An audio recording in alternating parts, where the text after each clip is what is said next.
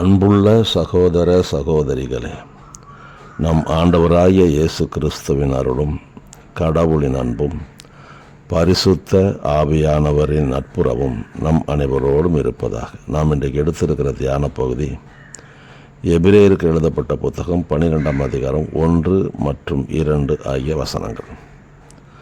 எனவே திரண்டு வரும் மேகம் போல் இத்தனை சாட்சிகள் நம்மை சூழ்ந்து நிற்க, எந்த சுமையையும் நம்மை பற்றி கொண்டிருக்கும் எந்த பாவத்தையும் உதறி தள்ளிவிட்டு நமக்கு குறிக்கப்பட்டுள்ள பந்தயத்தில் மன உறுதியோடு ஓடுவோமாக.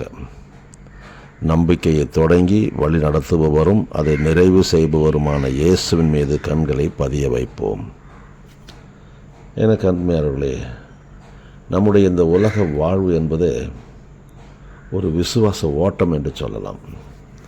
எப்படி ஓட்ட பந்தயத்தில் வீரர்கள் ஓடுகிறார்களோ அப்படியாக நம்முடைய வாழ்வும் ஒரு விசுவாச ஓட்ட பந்தயம் என்று சொல்லலாம். இது நாம் என்றைக்கு இந்த உலகத்தில் பிறக்கிறோமோ அன்றைக்கு தொடங்கி, என்றைக்கு நாம் இந்த உலகத்திலிருந்து இறுதி மூச்சை விட்டு வெளியேறுகிறோமோ அன்றைக்கு வரை தொடர்கிற ஒரு பயணம். இதை இடையில் நிறுத்த முடியாதபடி ஓட வேண்டிய ஒரு பயணம். நான் ஓட மாட்டேன்னு யாரும் சொல்ல முடியாது, இடையில் நின்று விடவும் முடியாது, ஓடியே ஆக வேண்டும். அதனால தான் கடவுள் இப்படி ஓடியே ஆக வேண்டும் என்கிற இந்த ஓட்டத்தை எப்படி ஓடினால் நீங்கள் இறுதி இலக்கை அந்த இயேசுவை அடைய முடியும் என்று நமக்கு ஒரு பாடம் நடத்துகின்றார். முதலாவது அவர் சொல்லுகின்றார், மேகம் போன்ற எத்தனை திரளான சாட்சிகள் நம்மை சுற்றி நிற்க, சூழ்ந்து நிற்க. அப்படி என்றால் இந்த அதிகாரத்தினுடைய முதல் அதிகாரம் 11ஆம் அதிகாரத்தில் ஆண்டவருக்கென்ன வாழ்ந்து மரித்த பழைய ஏற்பாட்டு புனிதர்கள் பல பேரை சொல்லியிருக்கிறார் ஆண்டவர். நோவாவை சொல்லியிருப்பார், தாவீதை சொல்லியிருப்பார், எலியாவை சொல்லியிருப்பார், மோசையை சொல்லியிருப்பார். இப்படி பல பேருடைய பெயர்கள் கொடுக்கப்பட்டுள்ளன. இன்னும் பலருடைய பெயர்கள் குறிப்பிடப்படாமல் எழுதப்பட்டு இருக்கிறது. இவர்கள் எல்லாரும் நமக்கு முன்பதாக சாட்சிய வாழ்க்கை வாழ்ந்து மரித்தவர்கள். இவர்கள் பழைய ஏற்பாட்டு புனிதர்கள். இதற்கு பிறகு இயேசு வந்த பிறகு இன்றை வரை உள்ள புதிய ஏற்பாட்டு புனிதர்கள் ஏராளம். இவர்களுடைய வாழ்க்கை எப்படி இவர்களாம் வாழ முடிந்தது, ஆண்டவருக்காக வாழ்ந்து மரித்திருக்கிறார்களே, எப்படிலாம் வாழ்ந்தாங்க என்று அவருடைய வாழ்க்கை நமக்கு பாடங்களாக ஏற்றுக்கொண்டு அந்த அனுபவத்தை நம்முடைய வாழ்க்கையில் அனுபவித்து நாம் பயணப்பட வேண்டும் என்று அவர் சொல்லுகின்றார். ரெண்டாவது ஆண்டவர் என்ன சொல்கிறார்னா, பாரத்தை ஓட முடியாதபடி தடை உண்டுபடுகிற பாரத்தை இறக்கி வச்சுருங்க. இன்றைக்கு உலகத்தில் எதெல்லாம் நமக்கு பாரமாக இருக்கிறது?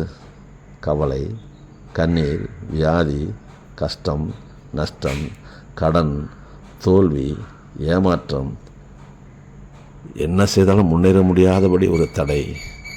இப்படி பல காரியங்களை சொல்லலாம்.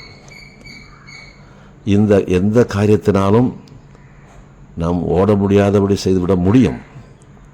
அதனால் ஆண்டவர் சொல்கிறார், இந்த பாரங்கள்லாம் இறக்கி வச்சிருங்கப்பா, இதெல்லாம் ஓட்டத்துக்கு தடை வந்துவிடும் என்று சொல்லுகின்றார். மூன்றாவது ஆண்டவர் சொல்லுகின்றார், நம்மை பற்றி கொண்டிருக்கிற பாவத்தை உதறி தள்ளிவிட்டு ஓடு. சாதாரண பாவங்களை ஈஸியாக நம்ம விட்டுடலாம். ஆனால் சில பாவங்கள் நம்மை பற்றி கொண்டிருக்கும், அதாவது விட முடியாத பாவங்கள். நாம் விட வேண்டும் நினைத்தாலும் விட முடியாதபடி பற்றி கொண்டிருக்கிற சில பாவங்கள் உண்டு. அப்படிப்பட்ட பாவங்கள் என்ன பண்ணுவோம்? உதறி தள்ளு. ஏன்னா அது விடாது, சீக்கிரத்தில் விடாது.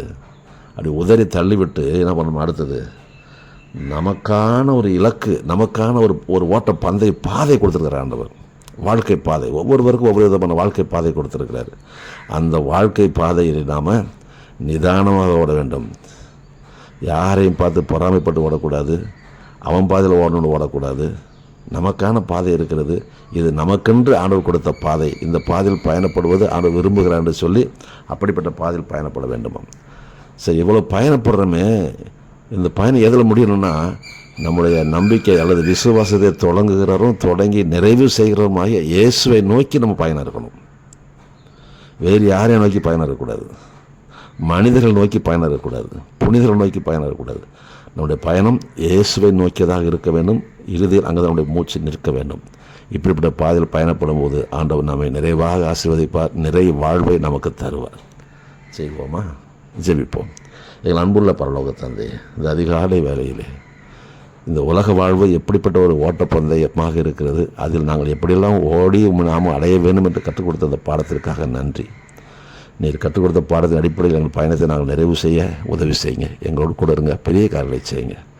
மீட்பராம் இயேசுவின் பெயரால் ஜெபிக்கிறோம் நல்ல பிதாவே, ஆமென். ஆண்டவர் நம் யாவரையும் ஆசீர்வதிப்பாராக. அன்புடன் விக்டர் பாக்கியம்.